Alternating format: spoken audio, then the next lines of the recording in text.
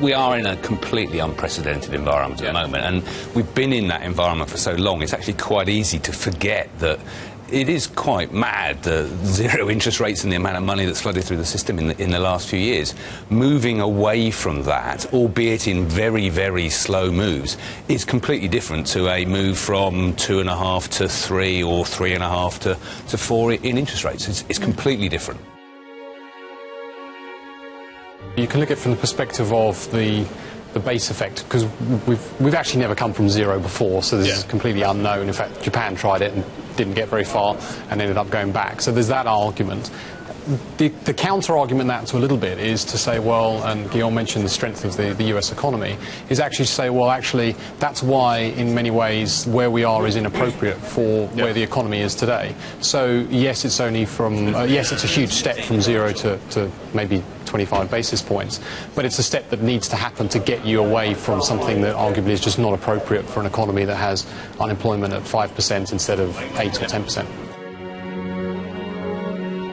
China is a curious one. It's obviously far and away the biggest economy in this part of the world, but analysts say it's probably in good order. It can handle at least, a Fed rate hike for sure. That's because even with downward pressure on the yuan, they have around 3.5 trillion in reserves to shore it up, so they can intervene for quite some time. And of course, there's the issue of local currency denominated debt.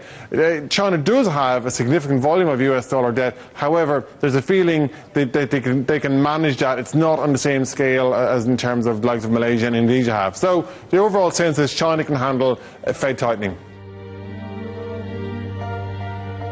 Listening to Carney, you think they are, and there's a lot of people who would argue now that the UK MPC doesn't want to go until after the Fed does. But while we debate the arguments for the Fed raising rates, we sit there in amazement that the unemployment rate goes down sort of 1% every year and wage growth floats around 2% without really going anywhere. Here we have really clear evidence that labour market tightness is feeding into higher wage growth, and that, frankly, we ought to get on with it and raise rates.